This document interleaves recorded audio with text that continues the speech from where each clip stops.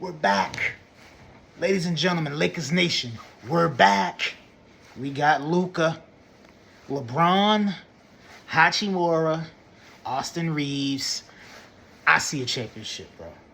We got Luka. I see a championship. In our near future, I see a championship. What's up, everybody? It's your man, Big Man Forever, coming at you with another video. So, there's plenty of things I want to talk about besides just us getting the biggest fucking trade all time to the Los Angeles Lakers. My Los Angeles Lakers. Yours too, but most importantly, my Los Angeles Lakers. The home of the greatest of all time, LBJ LeBron James. I want to talk about the Royal Rumble. I want to talk about the biggest trade of this year. I don't care who goes to what. Whoever gets a big trade and whoever else gets a trade, it's not going to be on the same type of magnitude as the Lakers getting Luka. Luka Doncic, or whatever, Luka. It's not going to be on the same level of getting Luka. Luka going to the Lakers is the same thing as LeBron going to the Miami Heat in his prime. I'm going to say it. Say what you want. It is what it is. This is the biggest trade this season and ever. This weekend, Saturday to be exact, I was chilling, I was relaxing and stuff like that. Everything was kosher, everything was cool, everything was copacetic. So, basically, the Royal Rumble came on, 6 o'clock. I knew, I wasn't really expecting much. I knew it was probably going to be a very interesting pay-per-view. I knew it was going to be a good show. I didn't know that it was going to be as good as I thought it was going to be, but I knew I was going to get very, very much entertained from that show. So, let's just hop into it. Fuck the pre-show. I'm not even going to talk about that because I'll wait till the show starts. I hate the pre-show. It's so boring and so just useless and nobody needs it. They're trying to make it seem like it's a real fucking sport. Like it's the NFL. It's not like that, bro. It's just wrestling. We don't need a bit by bit of everything that's going on backstage and stuff like that. We don't need that. I don't need y'all to act like y'all, Shannon Sharp and all those guys. I'm not looking for that. I want wrestling. I don't need you to be trying to act like you're official real sport because you're not. The show starts. The female Royal Rumble. Mwah, chef's kiss. At the end of the day, the only gripe I have with the female Royal Rumble match is, why do they think that we always need Charlotte Flair in the title picture when she comes back? It's like every time she comes back, she automatically either gets a title or a shot at the title at WrestleMania or whenever. Like, you remember last time she came back from an injury, she came back and she beat Ronda Rousey on SmackDown. Now, I wasn't a fan of Ronda Rousey at that time, but they put her into that situation where she necessarily didn't deserve it, and you're overlooking all this other top contenders in the female division. I would have been cool with Nia Jax winning it because you could do something with her and Tiffany Stratton. Maybe her and Rhea Ripley have another match. I'm not checking for it, but if it happens, I would have been okay with that. You could have did something with Bianca, had Bianca fight and win the Royal Rumble. See what that could do. And then when Jade comes back, you can see if that could be another dynamic. How could that, affect the big three as far as Naomi, Jade, and Bianca going, as far as Bianca being the world champion this time. Not only just tag team champions and dealing with her partner Jade coming back and having to deal with Naomi being there, but you'd also could add the world title to it and maybe have a couple, have a one-on-one with Jade and Bianca for it, or have Naomi. There's plenty of things you could do with that. I would have been okay with Jordan Grace winning. She's fresh on WWE. She just left TNA. I think she's signed. I think they announced that she's officially a part of the WWE umbrella. That would have been a great debut for her. She came up short last year in the Royal Rumble. This year she could actually come back and, it would have been great to see her, come from TNA and actually win this thing in WWE. But I just didn't like the fact how they just booked Charlotte Flair to come back and just automatically get a world title shot at WrestleMania, to be exact. Alexa Bliss, you could have did something with Alexa Bliss. I mean, I don't think I would have been really pissed about that. It would have been the same thing. It would have kind of been hypocritical because I would have been happy if Alexa won, but Charlotte's getting the same treatment because Alexa's been gone for damn near almost a year and a half, almost 2 years. But there's something you could do with that. I think the person that I was seeing and I thought they was gonna win and I really wanted to win was Roxanne Perez, because Roxanne Perez is really showing out. She's really been showing that, she's not just a developmental superstar. She's actually showing that she can go with the Biancas, she can go with the Charlottes, she can go with the Alexa Blisses and hold her own, and she doesn't, her star's not diminished or is not dimming her light. She's actually showing that she can really go with these people and really be relevant. I just think that I would have picked her. I think she was a better pick, but hey, I'm not a booker. I'm not Triple H. It is what it is. Next match, the 2 out of 3 falls with the Machine Guns and DIY. Bull crap. Did not like that match at all. Very boring. It really didn't need a 2 out of 3 falls. I don't know the dynamic because I haven't really been watching SmackDown like that, but I don't think it really needed a 2 out of 3 falls, but hey, it is what it is. The Street Profits interfered. I could care less about either 3 of these teams. Like I said, it really wasn't a good match. I really wasn't checking for it. The ladder match with Cody and Kevin Owens. I thought this was going to be really a snooze fest, but I was surprised how really interesting this ladder match was. Coming to the fact that, it's a lot of spots that have been done in a ladder match and stuff like that, to the point where, when you see a high spot with a ladder, in a ladder match, you really don't get excited anymore because everybody's done. How many times you're going to lift a ladder up and somebody's going to fall through a table? How many times you're going to fall and bounce off the ropes and do these type of spots with the ladder? It's so many spots that, has been done to the pack to where we don't even get really excited when we see a ladder match. I think this is for the first time that we actually was like, we cool with seeing a ladder match because, it's been a while. Besides Money in the Bank, we really don't see no ladder matches. But it really, Cody was dominant, I didn't expect KO to really win. I knew he wasn't gonna win. I would have been shocked, but I wouldn't have been pissed off either if he won. But I think they have bigger plans for Cody. But it is what it is. I'm kind of interested in seeing what's next for Cody as far as the Mania thing. See what is next for him. Maybe, hopefully Randy will be coming back soon. He has a match. Hopefully he'll enter himself in the Elimination Chamber. Maybe we could do something with that. And yeah, we're just going to get off to the Royal Rumble match now. Royal Rumble match. Mwah! Chef's kiss also. Loved it. From top to bottom and stuff like that. My issue, one issue, was I think instead of taking Punk and Seth and them out and Roman out so early, I think you probably could have got rid of Logan Paul, and you could have entered Roman, and probably would have meant more if Jay eliminated Roman, or maybe Punk and Seth maybe stayed around and been the final third person.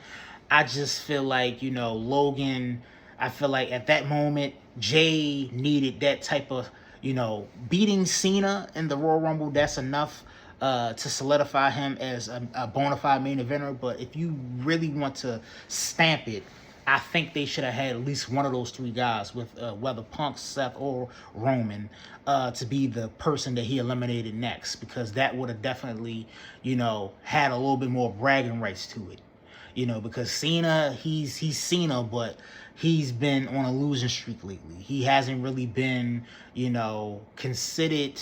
He's a top guy. He's automatically, when he comes back, he's the main event. But, when you beating him, he's been beaten so many times by so many lower level talent, to where now it really doesn't seem like a big of a deal when he gets beaten. But I want to say congratulations for Jay. Jay did his thing. I'm happy for him. I want to see him, hopefully fight. I don't see him fighting Cody. Because I think that the marquee match would be, Cena versus Cody, the passing of the torch. Another top babyface passing the torch to another top babyface. I think that will probably be a lot more interesting than Jey Uso fighting Cody Rhodes. Because I don't really think if Jay fights Cody, he would beat Cody. I think that, since Gunther and him had multiple times fighting, I think that, even though I'm not checking for it, I think that they would probably do that, because it'd probably be more of a, more of a chance to be more believable that you might think that Jay might win. But other than that, I don't see Cody and Jay doing it, going at it for the belt. I think that it would probably be better to have a passing of the torch, Cena versus Jey Uso. Cena versus Cody Rhodes. My bad. But that's the end of Royal Rumble. Like I said, I will give it probably like an 8 out of 10. Just as far as entertainment wise, kept me thrilled through time, through the matches. Not all of the matches probably kept my interest, but for the most part, Royal Rumble really entertained me this time. Now, to the moment of truth. This morning I wake up, I turn on fucking YouTube, I see Luka being traded to the Lakers and Anthony Davis being traded to the Dallas Mavericks. I thought, this got to be a scam. This got to be, some type of BS going on. I did not think that this is true. I went straight to the comments. I was like, this cannot be true. But I looked up and I'm like, damn, this really is true. And I looked up looked at my thing. Was like, Luka is really with the goddamn Lakers, bro. He's really with the Lakers. Like, I got calls from my homeboys telling me, like, I can't believe Luka's going to the Lakers, bro.